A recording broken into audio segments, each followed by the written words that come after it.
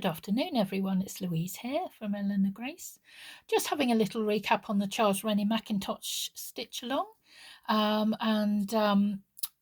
This I haven't quite finished off in the way I would have liked to, unfortunately, having not been very well the last couple of weeks.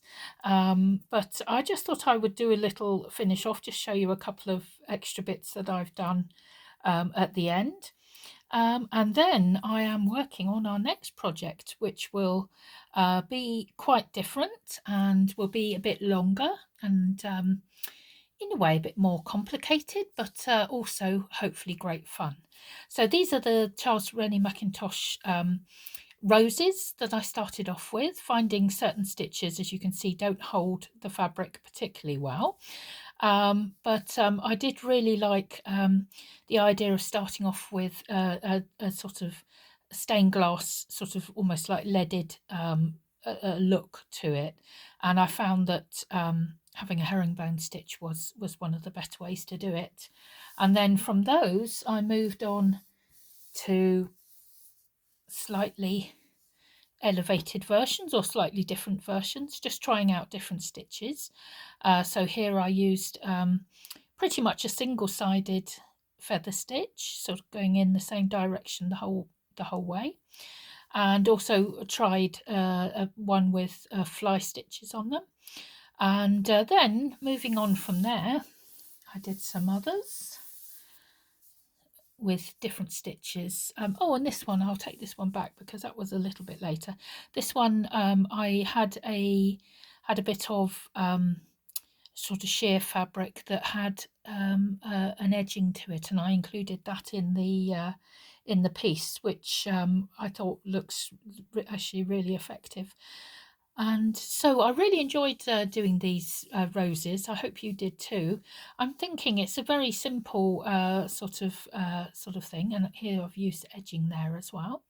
It's sort of a very simple thing to make. None of these took very long to make up, and I'm thinking I might do a sort of maybe a sort of colour wash with different colours, sort of all stitched together in some way. So that's something I will work on when I have a little bit of time. But I thought I'd show you one that I've one or two that I've worked on since then, which just shows the difference. In fact, if we get a couple of the simple ones back, it just sort of shows the difference in using a plainish fabric and using something really bright. If you're in my Facebook group, and if you're not, do please come and join us, Slow Stitching by Hand with Eleanor Grace.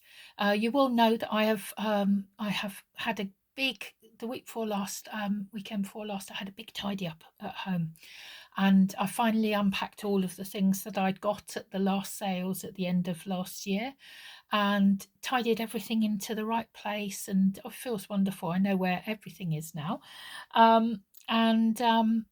One of the things I found left over was I found one little packet of Christmas fabrics, and I thought, oh, it's not really Christmas time, but I took some of them and I mixed them with a few other bits that I had and thought I'd make a couple of bright ones just to sort of show you. I actually really like these, but it does show you how to some extent the pattern gets lost and the sort of stitching compared to the more simple fabrics like these batiks here. This one has got all the Christmas fabrics on it, but I thought it might be something I do for something for Christmas later on this year. Do something, based on this or expanded from this. But yeah, it does just show how different it looks if you've got a really busy sort of mixture of patterns. I did go a bit crazy here. I mean, everyone who knows me will know my style is a bit sort of minimalist and a bit sort of neat, and here I just went crazy, didn't I? Completely crazy.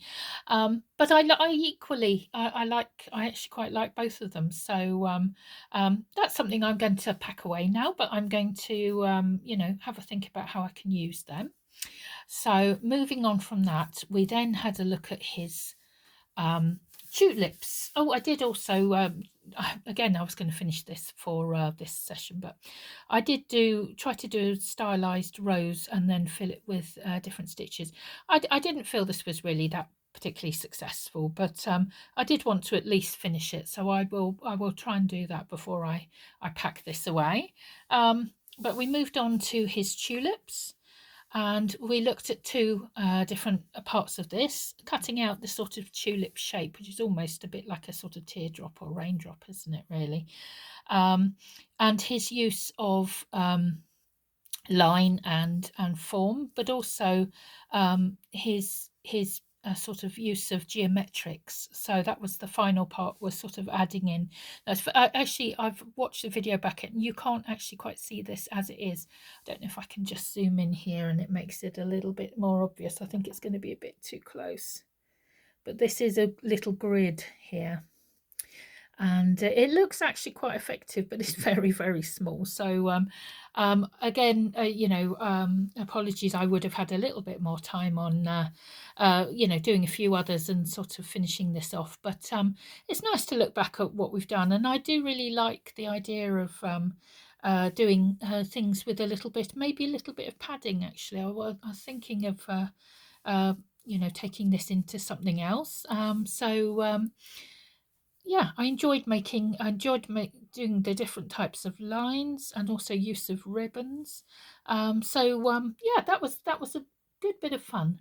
As I say, I'm working on the next project now, so I'll be working on the next project, which will be for April, and I will be having a little bit more time to work on that. So I thought I'd just bring some of these back in and just say that, yeah, I'll be looking to create some new things for you. So it's going to be quite exciting. But I hope you've enjoyed this in the meantime, just as a small sort of project. And as I say, the thing I really enjoyed personally was that these are very simple to make. They're very simple, very quick.